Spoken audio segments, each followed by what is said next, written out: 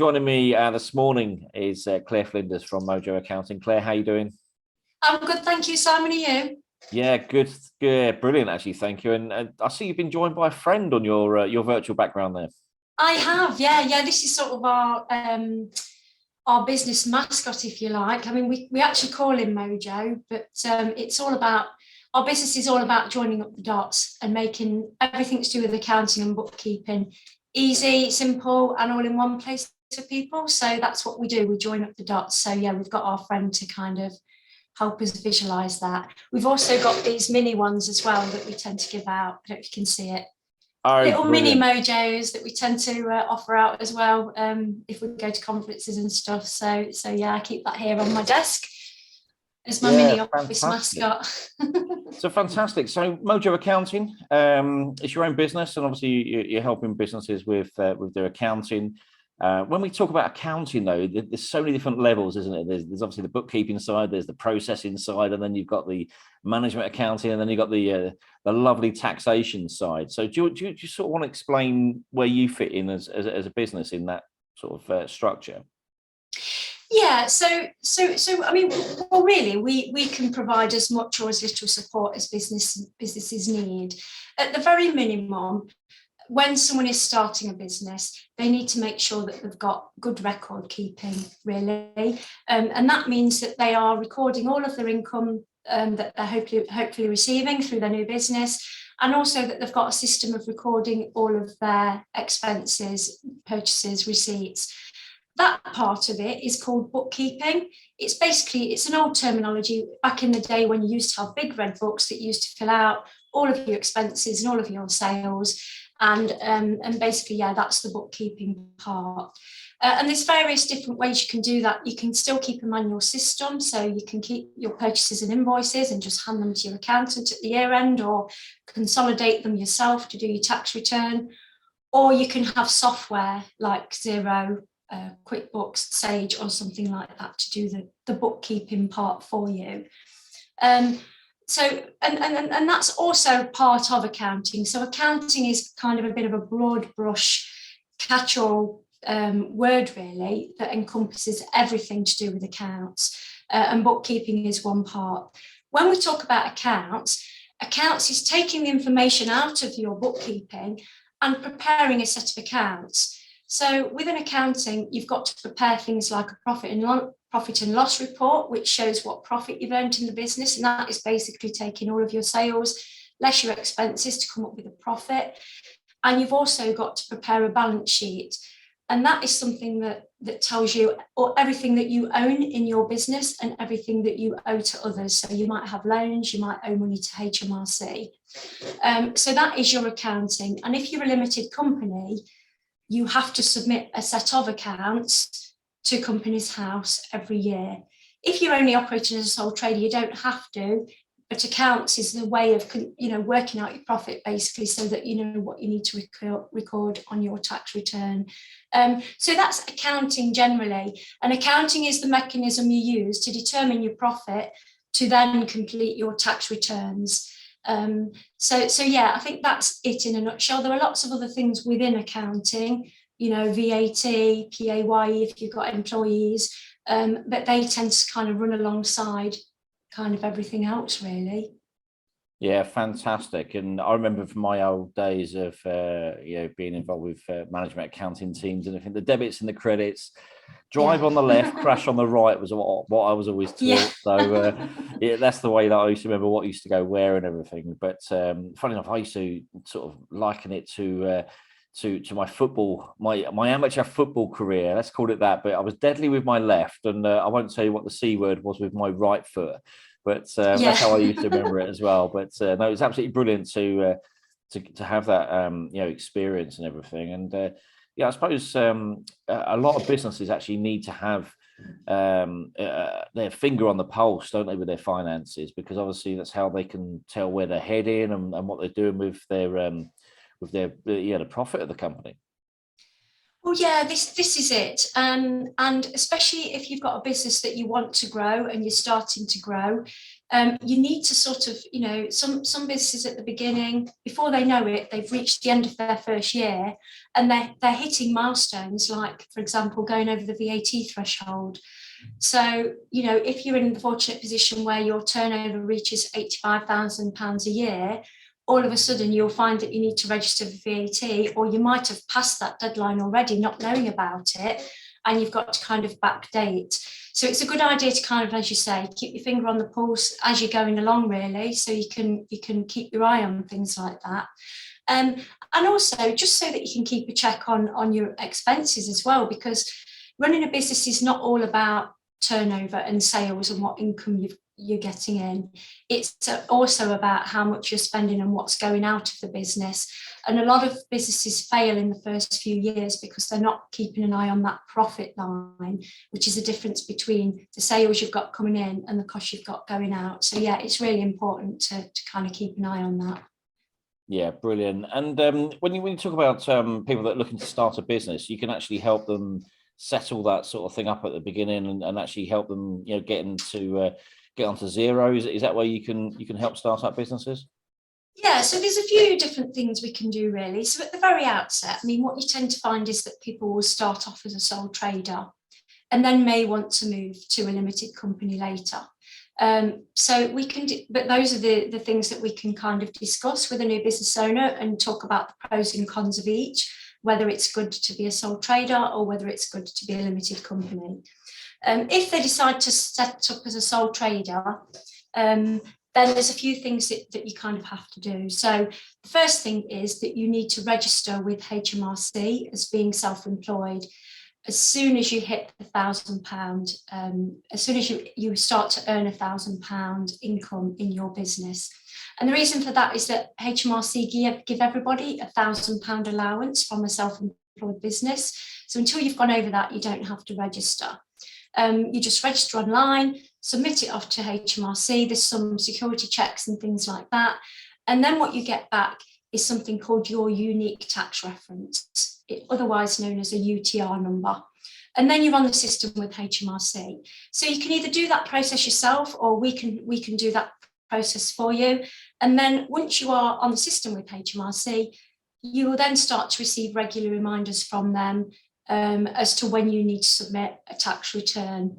The tax return period runs from the 6th of April one year to the 5th of April the next year. So that is the reporting period that HMRC will expect you to submit to them. And then you get 9 months after the end of that period to submit your tax return. So for example, if you set up in business in April 2022, your first tax return will run from April 2022 to April 2023, but you won't be expected to submit your first tax return until the following January. So by the January 31st, April 2024, you'll submit and pay any tax that you owe as well. And again, that whole process we can help with, or so if you're starting out, you can do that process yourself. There are things that you need to be aware of in terms of certain tax allowances and stuff like that, which is why it's good to engage with an accountant. But you're able to do that process yourself if you wish. And at the moment, you can do that process quite manually, as I discussed before. You can keep your records on a spreadsheet or just keep your receipts. But business owners need to be aware that from April 2024, there's a new law coming in called Making Tax Digital, which means that any business or landlord with income over £10,000 has to submit their tax return quarterly through some kind of software. So whether that's Xero, QuickBooks, or something like that. And again, that's a service that we offer in terms of helping people get set up with Xero and QuickBooks, help train, or also we can take that whole process off your hands if you wish and submit the tax returns for you. So yeah, that's kind of it in a nutshell for new businesses. Yeah, fantastic. And you mentioned Xero and QuickBooks. Now, I've not really looked around QuickBooks or anything like that, but Xero I know is a fantastic tool for for businesses that are looking to record their accounts. It's quite straightforward. I think they've got a mobile phone app, haven't they? So they can actually record transactions on the go as well. Yeah, this is it. And also there's easy ways to, if you've seen any of the QuickBooks adverts, actually, they'll say, take a photo, snap and store your receipts, and then you can kind of throw it away. And that's what they're really great for, because, especially for people who are out and about quite a lot, trades in particular, for example, you can fill up your van or whatever with fuel, you can take a photocopy of your fuel receipt, and then if you want to throw it away, you can, because it's stored on the app. So it's a great tool for that. You haven't then got to worry about getting endless amounts of paperwork together at the year end and trying to, make it a big job for yourself at the year end when it comes to doing the tax return. And then, yes, as you rightly say, Simon, you can then see your results. These apps kind of link to your bank account so that you can see in real time what your bank balance is, and also who still owes you money.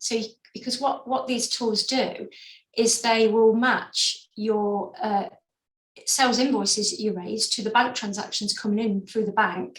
And so you can see automatically who still owes you money and send out reminders, chasers, and all of that kind of thing, all directly from the app. So that's where they're a really good tool as well. Yeah, fantastic. Now, if I was sitting here today as a startup company, hearing those words, making tax digital becomes law in 2024, that rhymes. That would scare me. So if I was starting a business today, is that the sort of help that you can reassure people this is what the process looks like, and that's what you can do to help as MOJO Accounting?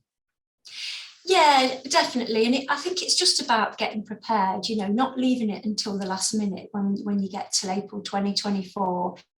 If you're the sort of person that loves technology and loves all that kind of thing and loves apps, then, great, we can provide training and, you'll quite happily be able to go away and kind of do a lot of this stuff yourself. However, if you're not that way inclined, then that's what people like us are here for, to either, hold your hand to do it in baby steps to make sure that you do fully understand it, or we can do that whole process for you and work out a mechanism for you getting your receipts to us so that we can then take care of the whole process. Yeah, fantastic. Now, talking about your own journey and your business, how have you found it running a business? Have you found it exciting, or has it been, just every day is different, I suppose, isn't it, with what you're doing as well? Yeah, it's I mean, my background is I started as an apprentice actually in accounting when I was 16 at a local authority. So I've been doing this a long time now, sort of more than 30 years. And then I worked in lots of different big companies as an accounts manager and running finance teams and doing a lot of the sort of day-to-day accounting and also the management and forecasting and budgeting and that type of work. And, although I know, a lot about accounting, running your business is a completely different thing. And that's why days like today are great, because there's so much that you need to know. I didn't know about sales and marketing. I didn't know that there was business coaches available. I didn't know how to use the internet, how to create a website, how to use social media, all of that stuff. You don't know until you're sort of thrown into it and you want to grow or run your own business. So there's a lot to think about. But at the same time, it's exciting. And I think you'd agree, Simon, the small business world is so supportive of each other. It's a great community to be part of. And there's lots of support out there as well if you are a new business. So, it's just a bit of a roller coaster of a journey sometimes. Yeah, it can be. It's interesting because later on today at 5 o'clock, I've got Tony Robinson joining us, who's an absolutely amazing character. He's someone that I've met over the years. He's based up in Yorkshire, and he's coming to join us about some of his journey, but also talk about some of the challenges that businesses do face as well, because it's not plain sailing. And I know from my own experience in 2009 in starting out, I sat behind a PC screen working for somebody else. I thought I knew how to run a business, but I tell you what, it's not until you actually get into it that you actually still continue, and even today, still continually learning.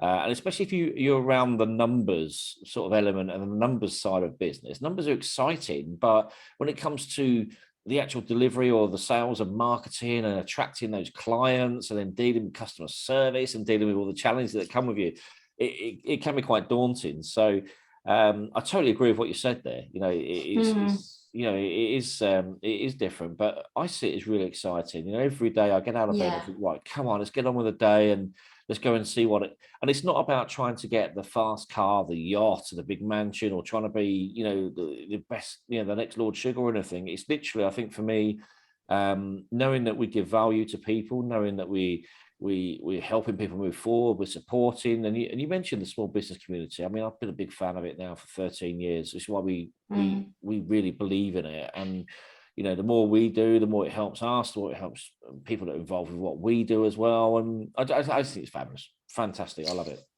Yeah, it is, and I think I think what I'd say is as well, especially for new businesses, you know, it's that there's often so much to think about and so much to you know, you want to get the sales in, so you want to put your time into like social media and marketing and stuff like that. The money starts coming in and you think, great, you know, like you say, some people do want to go out and spend it straight away, but it is so important to, you know, focus on the numbers. You know, it's not, the numbers is not always as sexy for some people as it is the marketing side of things is. But if you're not looking at what, you know, what's going out the door particularly, then yeah, you could find yourself in trouble, you know, within the first 12 months, and get really disheartened. And then, you know, you kind of can lose focus a little bit, you know. And if you just keep going and you know, focus on your goals as well as looking at the numbers, then you'll have a successful business.